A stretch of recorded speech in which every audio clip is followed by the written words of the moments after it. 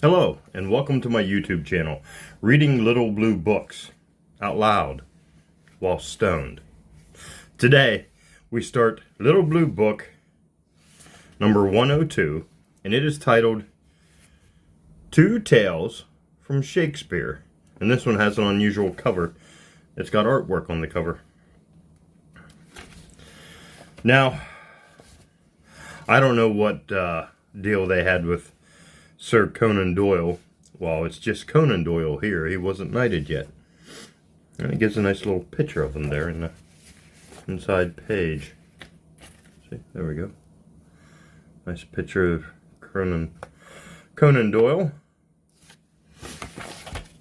And this is Two Tales from Sherlock Holmes. Little Blue Book number 102. And let's get started. Sherlock Holmes Tales, A Case of Identity. "My dear fellow," said Sherlock Holmes, as we sat on either side of the fire in his lodgings at Baker Street, "life is infinitely stranger than anything which the mind of man could invent. We would not dare to conceive the things which are really mere commonplaces of existence.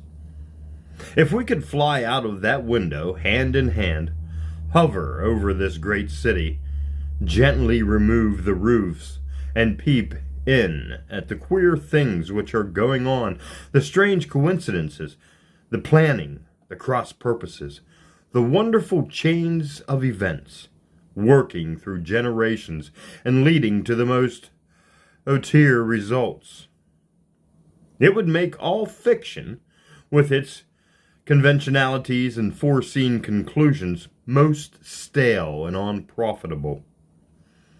And yet, I am not convinced of it," I answered. "The cases which come to light in the papers are, as a rule, bald enough and vulgar enough. We have in our police reports realism pushed to its extreme limits. And yet, the result is, it must be confessed, neither fascinating nor artistic. A certain selection and discretion must be used in producing a realistic effect," remarked Holmes. "This is wanting in the police report, where more stress is laid perhaps upon the platitudes of the magistrate than upon the details, which to an observer contain the vital essence of the whole matter. Depend upon it, there is nothing so unnatural as the commonplace." I smiled and shook my head. "I can quite understand your thinking so," I said. "Of course, in your position of unofficial advisor and helper to everybody who is absolutely puzzled. Throughout 3 continents, you are brought in contact with all that is strange and bizarre. But here, I pick up the morning paper from the ground. Let us put it to a practical test. Here is the first heading upon which I come. A husband's cruelty to his wife. There's half a column of print, but I know without reading it that it is all perfectly familiar to me. There is, of course, the other woman, the drink, the push, the blow, the bruise, the unsympathetic sister or landlady. The crudest of writers can invent nothing more crude. Indeed, your example is an unfortunate one for your argument," said Holmes, taking the paper and glancing his eye down it. "This is the Dundas separation case, and, as it happens, I was engaged in clearing up some small points in connection with it. The husband was a teetotaler. There was no other woman, and the conduct complained of was that he had drifted into the habit of winding up every meal by taking out his false teeth and hurling them at his wife, which you will allow is not an action likely to occur to the imagination of the average storyteller. Take a pinch of snuff, Doctor, and acknowledge that I have scored over you in your example." He held out his snuff box of old gold with a great amethyst in the center of the lid. Its splendor was in such contrast to his homely ways and simple life that I could not help commenting upon it. "Ah," said he, "I forgot that I had not seen you for some weeks. It is a little souvenir from the King of Bohemia in return for my assistance in the case of the Irene Adler papers." "And the ring?" I asked, glancing at a remarkable brilliant which sparkled upon his finger. "It was from the reigning family of Holland, though the matter in which I served them was of such delicacy that I cannot confide it even to you, who have been good enough to chronicle one or two of my little problems." "And have you any on hand just now?" I asked with interest. "Some 10 or 12, but none which present any features of interest. They are important, you understand, without being interesting. Indeed, I have found that it is usually in unimportant matters that there is a field for the observation, and for the quick analysis of cause and effect which gives the charm to an investigation. The larger crimes are apt to be the simpler, for the bigger the crime, the more obvious, as a rule, is the motive. In these cases, save for one rather intricate matter which has been referred to me from Marcel's, there is nothing which presents any features of interest. It is possible, however, that I may have something better before very many minutes are over, for this is one of my clients, or I am much mistaken."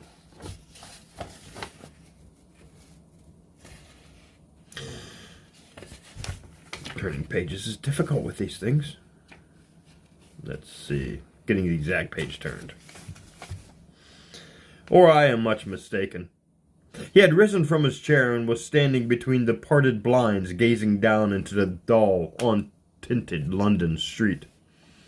Looking over his shoulder, I saw that on the pavement opposite there stood a large woman with a heavy fur boa around her neck, and a large curling red feather in a broad-brimmed hat, which was tilted in a coquettish Duchess of Devonshire fashion over the ear.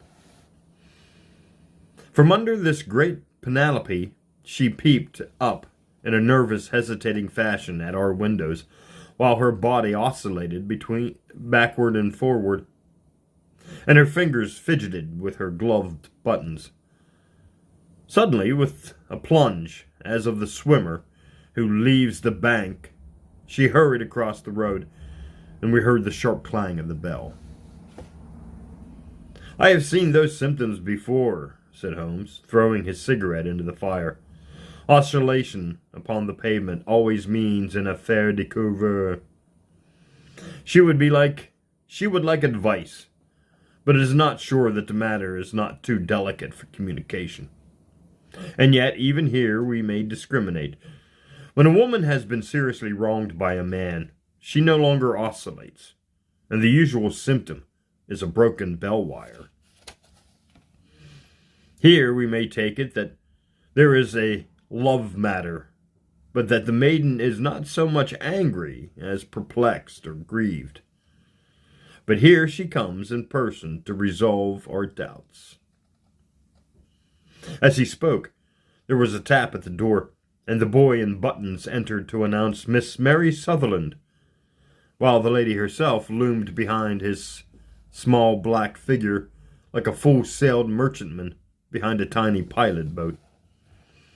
Sherlock Holmes welcomed her with the easy courtesy for which he was remarkable, and having closed the door and bowed her into an armchair, he looked her over in the minute and yet abstracted fashion which was peculiar to him.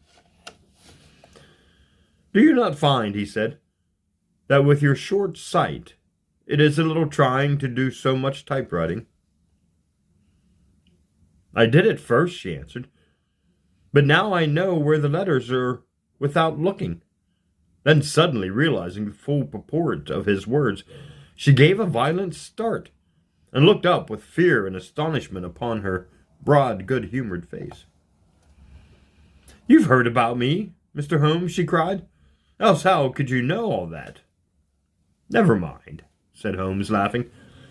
It is my business to know things. Perhaps I have trained myself to see what others overlook. If not, why should you come to consult me? I came to you, sir, because I heard of you from Mrs. Estridge. Pardon me, Etheridge, whose husband you found so easily when the police and everyone had given him up for dead. Oh, Mr. Holmes, I wish you would do as much for me. I'm not rich, but still I have 100 a year in my own right, besides the little that I make by the machine, and I would give it all to know what has become of Mr. Holmes, Sir Angel. Why did you come away to consult me in such a hurry? Asked Sherlock Holmes, with his fingertips together and his eyes to the ceiling. Again a startled look came over the somewhat vivacious face of Miss Mary Sutherland. Yes, I did bang out of the house, she said, for it made me angry to see the easy way in which Mr. Windibank, that is my father, took it all. He would not go to the police, and he would not go to you, and so at last, as he would do nothing, and kept on saying that there was no harm done, it made me mad, and I just on with my things and came right away to you. Your father? Said Holmes. Your stepfather, surely, since the name is different. Yes, my stepfather.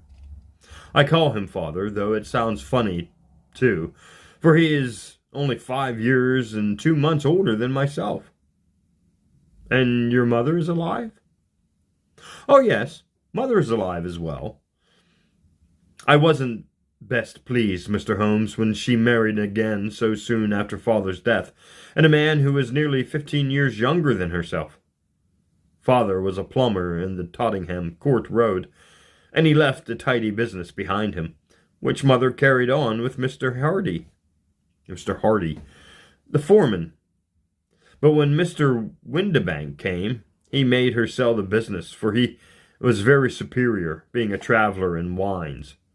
They got 4,700 tore, and goodwill and interest, which wasn't near as much as father could have got if he had been alive. I had expected to see Sherlock Holmes impatient under this rambling and inconsequential narrative, but on the contrary, he had listened with the greatest concentration and attention. Your own little income, he asked, does it come out of the business? Oh, no, sir. It is quite separate, and was left me by my Uncle Ned in Auckland. It is in New Zealand stock, paying 4.5%. £2,500 was the amount, but I can only touch the interest. You interest me extremely, said Holmes. And since you draw so large a sum as 100 a year, with what you earn into the bargain, you no doubt travel a little and indulge yourself in every way. I believe that a single lady can get on very nicely upon an income of about £60. I could do with much less than that, Mr. Holmes, but you understand that as long as I live at home, I don't wish to be a burden to them, and so they have the use of the money, just while I am staying with them, of course. That is only just for the time.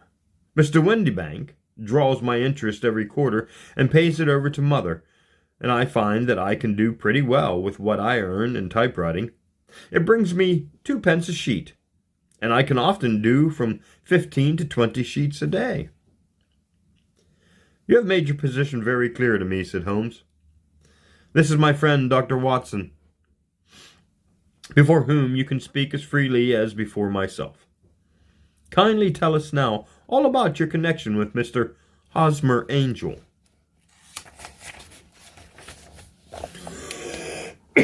Pardon me. Cottonmouth. A flush stole over Miss Shutterland's face, and she picked nervously at the fringe of her jacket. I met him at the first of the gas fitters' Yeah, gasfitter's ball, she said. They used to send Father tickets when he was alive, and then afterwards they remembered us and sent them to Mother. Mr. Windibank did not wish to go. He never did wish us to go anywhere. He would get quite mad if I wanted so much as to join a Sunday school retreat. But this time I was set on going, and I would go. And for what right had he to prevent? He said the folk were not fit for us to know, when all Father's friends were to be there. And he said that I had nothing fit to wear, when I had my purple plush, that I had never so much as taken out of the drawer. At last, when nothing else would do, he went off to France upon the business of the firm. But we went, Mother and I, with Mr. Hardy, who used to be our foreman, and it was there I met Mr. Hosmer Angel. Hosmer, Hosmer. I suppose, said Holmes, that when Mr. Windibank came back from France, he was very annoyed at your having gone to the ball? Oh, well, he was very good about it, she laughed. I remember and shrugged his shoulders and said there was no use denying anything to a woman, for she would have her way. I see. Then at the gasfitter's ball you met, as I understand, a gentleman called Mr. Hosmer Angel? Yes, sir. I met him that night, and he called next day to ask if we had got home all safe, and after that we met him, that is to say, Mr. Holmes. I met him twice for walks, but after that Father came back again, and Mr. Hosmer Angel could not come to the house any more. No? Well, you know, Father didn't like anything of that sort. He wouldn't have any visitors if he could help it, and he used to say that a woman should be happy in her own family circle. But then, as I used to say to Mother, a woman wants her own circle to begin with, and I had not got mine yet. But how about Mr. Hosmer Angel? Did he make no attempt to see you? Well, Father was going off to France again in a week, and Hosmer wrote and said that it would be safer and better not to see each other until he had gone. He could write in the meantime, and he used to write every day. I took the letters in the morning, so there was no need for Father to know. Were you engaged to the gentleman at this time? Oh, yes, Mr. Holmes. We were engaged after the first walk we took. Hosmer, Mr. Angel, was a cashier in the office of Leadenhall Street, and... What office? That's the worst of it, Mr. Holmes. I don't know. Where did he live, then? He slept on the premises. And you don't know his address? No, except that it was Leadenhall Street. Where did you address your letters, then?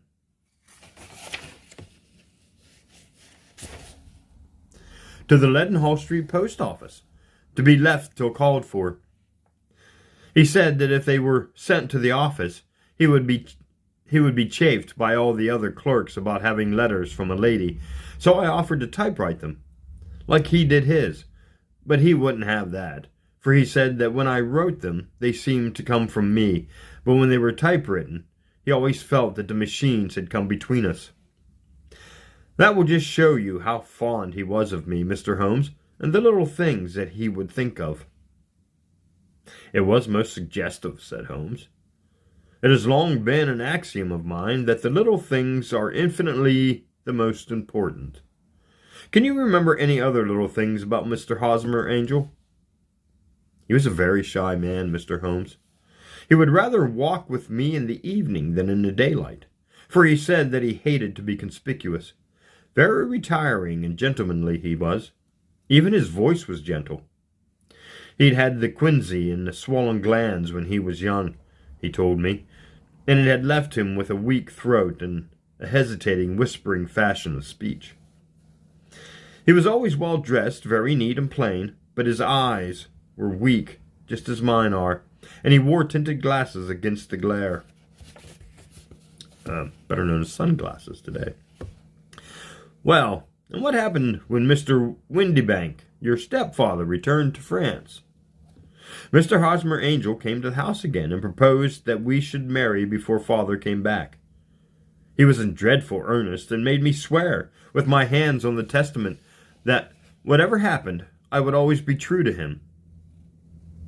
Mother said he was quite right to make me swear, and that it was a sign of his passion. Mother was all in his favor from the first, and was even fonder of him than I was. Then, when they talked of marrying within the week, I began to ask about father, but they both said never to mind about father, but just to tell him afterwards, and Mother said she would make it all right with him.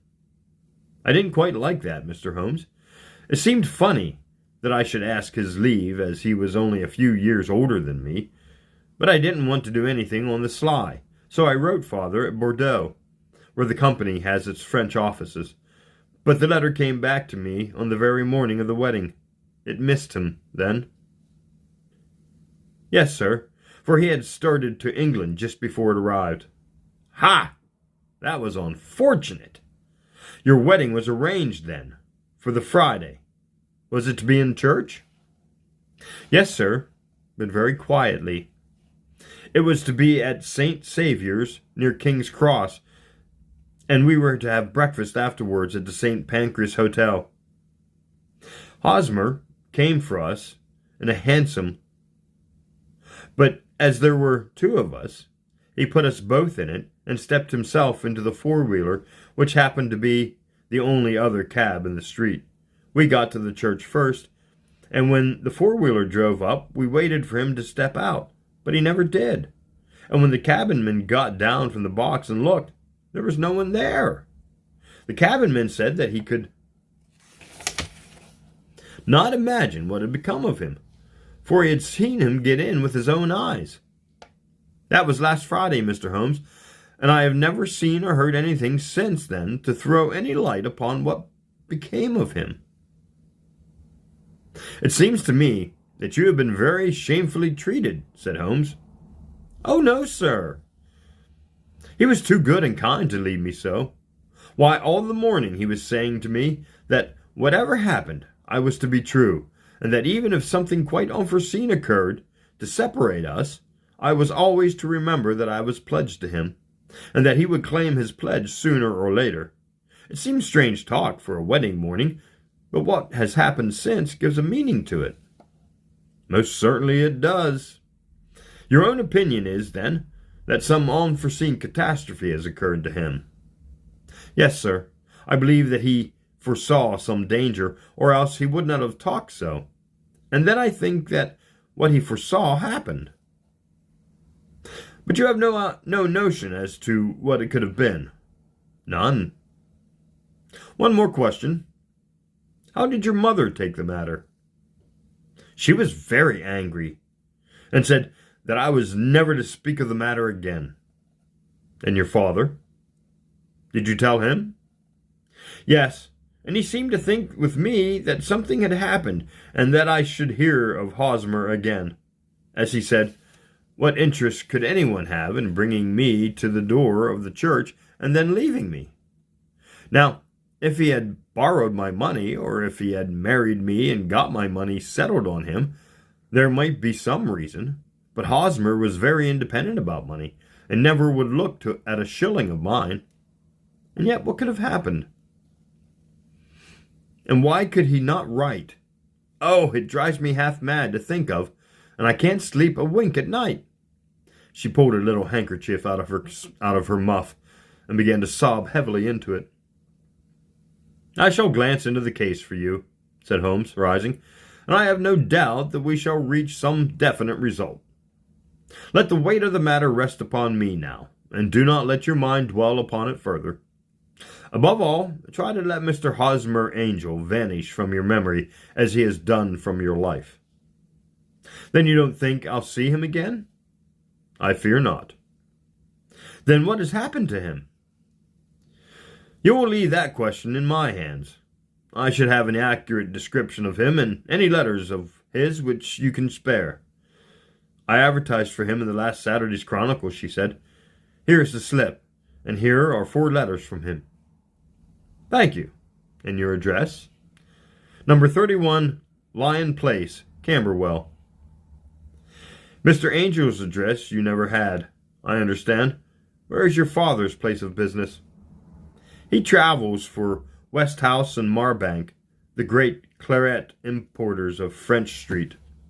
Oh, Church Street. Fenchurch Street. Okay. Thank you. You have made your statement very clear. You will leave the papers here, and remember the advice which I have given you. Let the whole incident be a sealed book, and do not allow it to affect your life. You are very kind, Mr. Holmes, but I cannot do that. I shall be true to Hosmer. He shall find me ready when he comes back. For all the preposterous hat and the vacuous face, there was something noble in the simple faith of our visitor which compelled our respect. She laid her little bundle of papers upon the table and went her way, with a promise to come again whenever she might be summoned. Sherlock Holmes sat silent for a few minutes, with his fingertips still pressed together, his legs stretched out in front of him, and his gaze directed upward to the ceiling. Then he took down from the rack the old and oily clay pipe, which was to him as a counselor, and, having lighted it, he leaned back in his chair, with thick blue cloud wreaths spinning up from him, and a look of infinite languor on his face. "Quite an interesting study, that maiden," he observed. "I found her more interesting than her little problem, which, by the way, is rather a trite one. You will find parallel cases if you consult my index, and Andover in 77, and there was something of the sort at The Hague last year. Old as is the idea, however, there were one or two details which were new to me, but the maiden herself was most instructive." "You appeared to read a good deal upon her, which was quite invisible to me," I remarked. "Not invisible, but unnoticed, Watson. You did not know where to look, and so you missed all that was important. I can never bring you to realize the importance of sleeves, the suggestiveness of thumbnails, or the great issues that may hang from a bootlace. Now, what did you gather from that woman's appearance? Describe it." "Well, she had a slate-colored, broad-brimmed straw hat, with a feather of a brickish red. Her jacket was black, with black beads sewed upon it, and a fringe of little black jet ornaments. Her dress was brown, rather darker than coffee color, with a little purple plush at the neck and sleeves. Her gloves were grayish and were worn through at the right forefinger. Her boots I didn't observe. She had small, round, hanging gold earrings, and a general air of being fairly well-to-do, in a vulgar, comfortable, easy-going way." Sherlock Holmes clapped his hands softly together and chuckled. "'Pon my word, Watson, you are coming along wonderfully. You have really done very well indeed. It is true that you have missed everything of importance, but you have hit upon the method, and you have a quick eye for color. Never trust to general impressions, my boy, but concentrate yourself upon details. My first glance is always at a woman's sleeve. In a man, it is perhaps better to take the knee of the trouser. As you observe, this woman had plush upon her sleeve, which is a most useful material for showing traces. The double line a little above the wrist, where the typewritist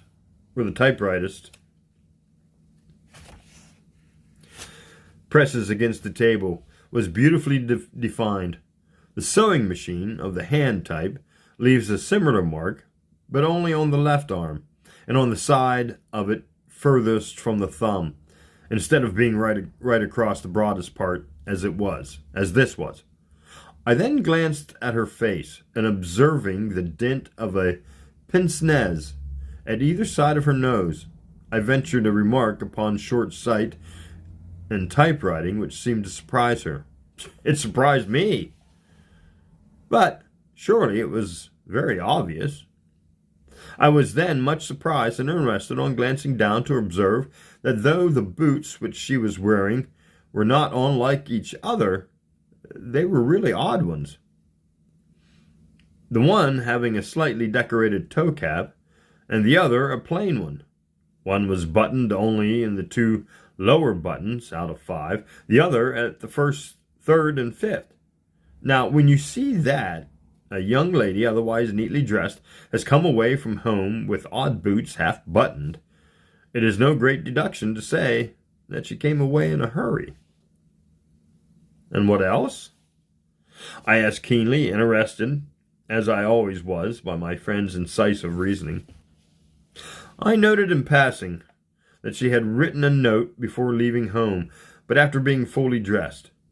You observed that her right glove was torn at the forefingers. But you did not, apparently, see that both glove and finger were stained with violet ink. She had written in a hurry and dipped her pen too deep. It must have been this morning, or the mark would not remain clear upon the finger. All this is amusing, though rather elementary. But I must go back to business, Watson. Would you mind reading me the advertised description of Mr. Hosmer Angel? I held the little printed slip to the light. Missing, it said. On the morning of the 14th, a gentleman named Hosmer Angel, about 5 feet 7 inches in height, strongly built, sallow complexion, black hair, a little bald in the center, bushy black side whiskers and mustache, tinted glasses, slight infirmary of speech, was dressed, when last seen, in black frock coat faced with silk, black waistcoat, gold Albert chain, and gray Harris tweed trousers, with brown gaiters over elastic-sided boots. Known to have been employed in an office in Leadenhall Street. Anybody bringing, etc., etc. That will do, said Holmes.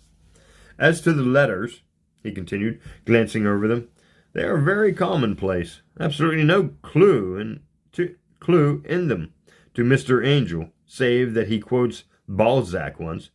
There is one remarkable point, however, which will no doubt strike you. They are typewritten, I remarked. Not only that, but the signature is typewritten. Look at the neat little Hosmer Angel at the bottom.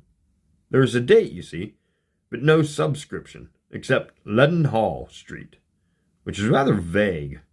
The point about this signature is very suggestive. In fact, we may call it conclusive. Of what?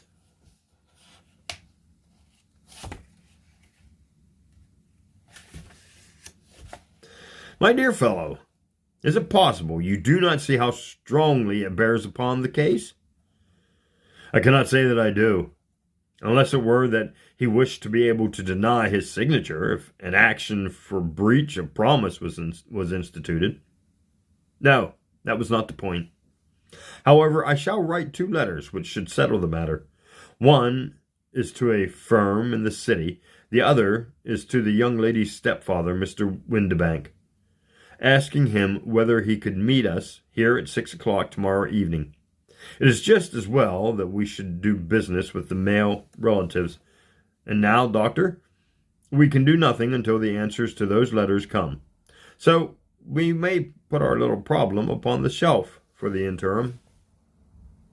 I had had so many reasons to believe in my friend's subtle powers of reasoning and extraordinary energy in action that I felt that he must have some solid grounds for the assured and easy demeanor with which he treated the singular mystery which had been called upon to fathom. Once only had I known him to fail, in the case of the King of Bohemia and the Irene Adler photograph. But when I looked back to the weird business of the Sign of the Four and the extraordinary circumstances connected with the study in scarlet, I felt that it would be a strange tangle indeed, which he could not unravel. I left him then, still puffing at his black clay pipe, with the conviction that when I came again on the next evening, I would find that he held in his hands all the clues which would lead up to the identity of the disappearing bridegroom of Miss Mary Sutherland. The professional case of great gravity was engaging my own attention at the time, and the whole of next day I was busy at the bedside of the sufferer. It was not until close upon 6 o'clock that I found myself free, and was able to spring into a hansom and drive to Baker Street, half afraid that I might be too late to assist in the denouncement of the little mystery. I found Sherlock Holmes alone, however, half asleep, with his long, thin form curled up in the recess of his armchair. A formidable array of bottles and test tubes, with the pungent, cleanly smell of hydrochloric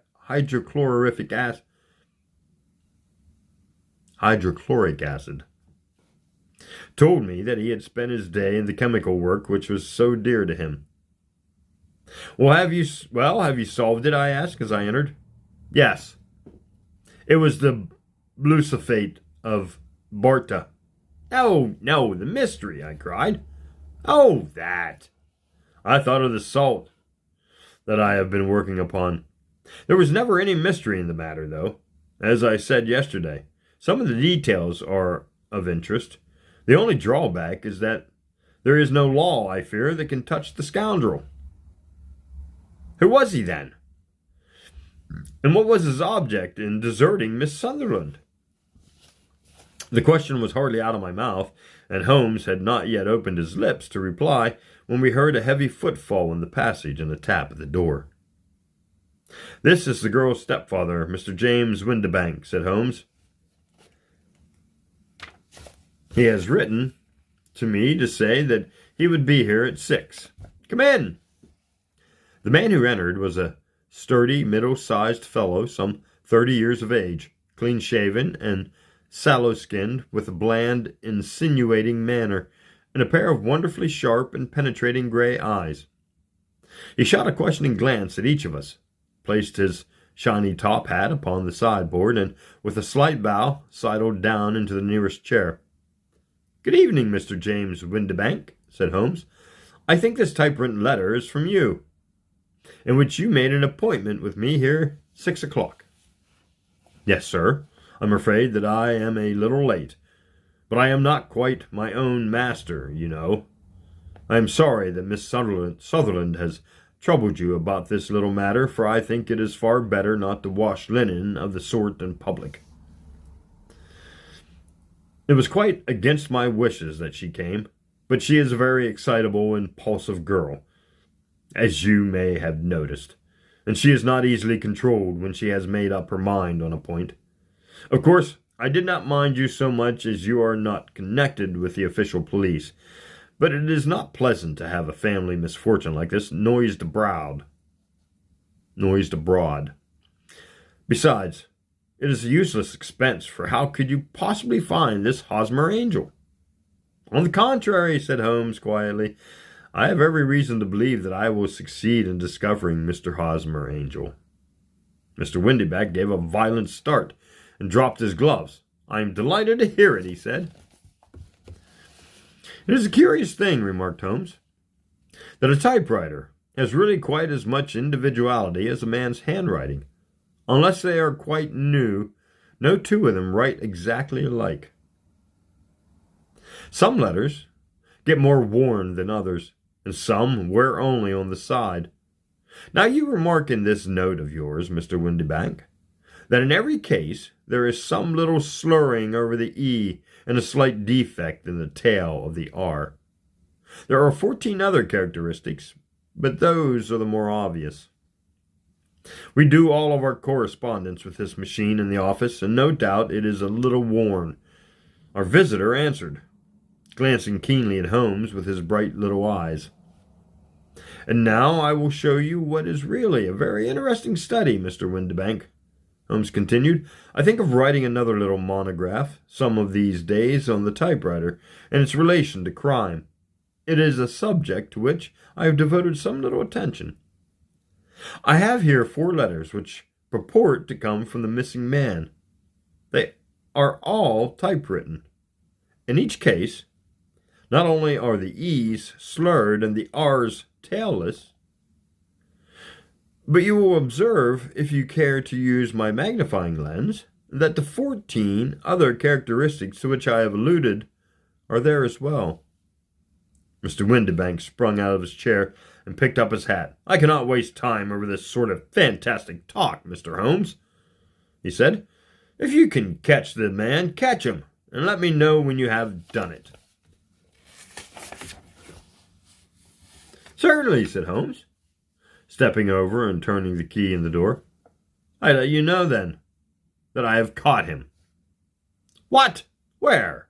shouted Mr. Windibank, turning white to his lips and glancing about like a rat in a trap.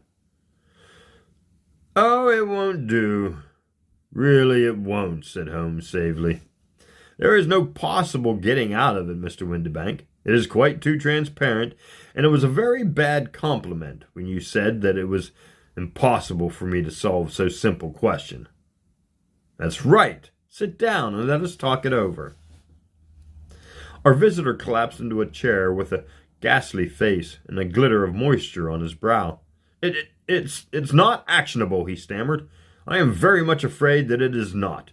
But between ourselves, Windibank, it was as cruel and selfish and heartless a trick in a pretty way as ever came before me. Now, let me just run over the course of events, and you will contradict me if I go wrong." The man sat huddled up in his chair, with his head sunk upon his breast like one who is utterly crushed. Holmes struck his feet upon the corner of the mantelpiece, and leaning back with his hands in his pockets, began talking rather to himself, as it seemed, than to us. "The man married a woman very much older than himself for her money," he said, "and he enjoyed the use of the money of the daughter as long as she lived with them. It was a considerable sum for people in their position, and the loss of it would have made a serious difference. It was worth an effort to preserve it. The daughter was of a good, amiable disposition, but affectionate and warm-hearted in her ways, so that it was evident that with her fair personal advantages and her little income she would not be allowed to remain single long. Now her marriage would mean, of course, the loss of 100 a year, so what does her stepfather do to prevent it? He takes the obvious course of keeping her at home and forbidding her to seek the company of people of her own age. But soon he found that that would not answer forever. She became restive and insisted upon her rights, and finally announced her positive intention of going to the certain ball. What does her clever stepfather do then?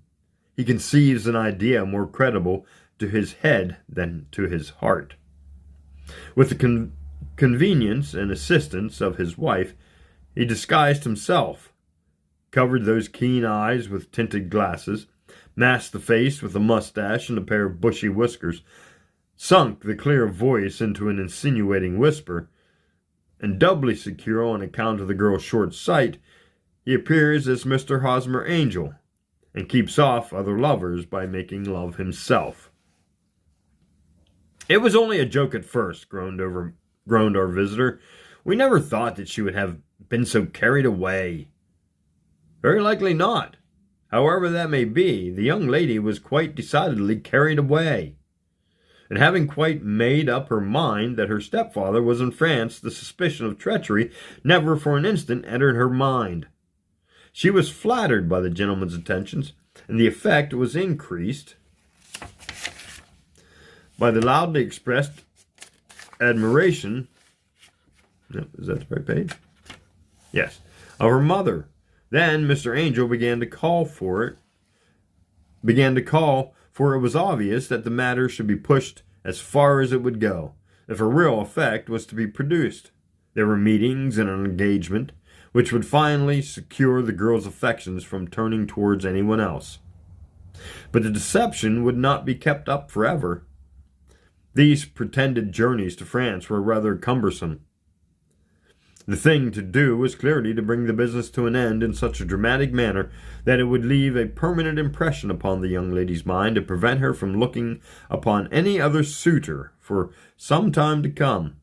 Hence, those vows of fidelity exacted upon a testament, and hence also the allusions to a possibility of something happening on the very morning of the wedding, James Windibank wished Miss Sutherland to be bound to Hosmer Angel, and so uncertain as to his fate that for 10 years to come, at any rate, she would not listen to another man. As far as the church door he brought her, and then, as he could go no further, he conveniently vanished away by the old trick of stepping in at one door of the four-wheeler and out the other.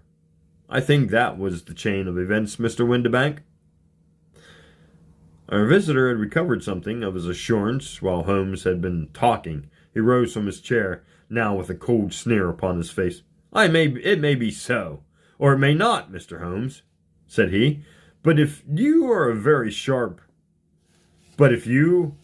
very sharp, you ought to be sharp enough to know that it is you who are breaking the law now, and not me. I have done nothing actionable from the first, but as long as you keep that door locked, you lay yourself upon to an action for assault and illegal constraint. "The law cannot, as you say, touch you," said Holmes, unlocking and throwing open the door. "Yet there never was a man who deserved punishment more. If the young lady was a brother or a friend, he ought to lay a whip across your shoulders. By Jove," he continued, flushing up at the sight of the bitter sneer upon the man's face, "it is not part of my duties to my client, but here's a haunting crop handy, and I think I shall just treat myself to—" He took 2 swift steps to the whip, but before he could grasp it, there was a wild clatter of steps upon the stairs, and heavy hall door banged, and from the window we could see Mr. James Windibank running at the top of his speed down the road. "There's a cold-blooded scoundrel," said Holmes, laughing as he threw himself down into his chair once more. "That fellow will rise from a crime to crime until he does something very bad and ends up a gallows. The case has, in some respects, been not entirely devoid of interest." "I cannot now entirely see all the steps of your reasoning," I remarked. "Well, of course, it was obvious from the first that this Mr. Hosmer Angel must have some strong object for his curious conduct. And it was equally clear that the only man who really profited by the incident, as far as we could see, was the stepfather. Then the fact that the 2 men were never together, but that the one always appeared when the other was away, was suggestive. So were the tinted spectacles and the curious voice, which both hinted at a disguise, as did the bushy whiskers. My suspicions were all confirmed by his peculiar actions in typewriting his signature, which, of course, inferred that the handwriting was so familiar to her that she would recognize even the smallest sample of it. You see, all these isolated facts, together with many minor ones, all pointed in the same direction. "And how did you verify them?" "Having once spotted my man, it was easy to get corroboration. I knew the firm for which the man worked. Having taken the printed description, I eliminated everything from which could be the result of a disguise, the whiskers, the glasses, the voice, and I sent it to the firm with a request that they would inform me whether it answers to the description of any of their travelers. I had already noticed the peculiarities of the typewriter, and I wrote to the man himself at his business address, asked him if he would come here, as I expected his reply was typewritten and revealed the same trivial but characteristic defects. The same post brought me a letter from Westhouse and Marbank of Fenchurch Street, to say that the description tallied in every respect with that of their employee, James Windibank. Voilà! "And Miss Sutherland?" "If I tell her, she will not believe me. You may remember that old Persian saying, 'There is danger for him who taketh the tiger cub, and danger also for whose snatcheth a delusion from a woman.' There is as much sense in Hafiz as in Horace, and as much knowledge of the world." And that is the end of the first case of the two tales of Sherlock Holmes. Little Blue Book number 102. Thanks for listening, and join me for part 2.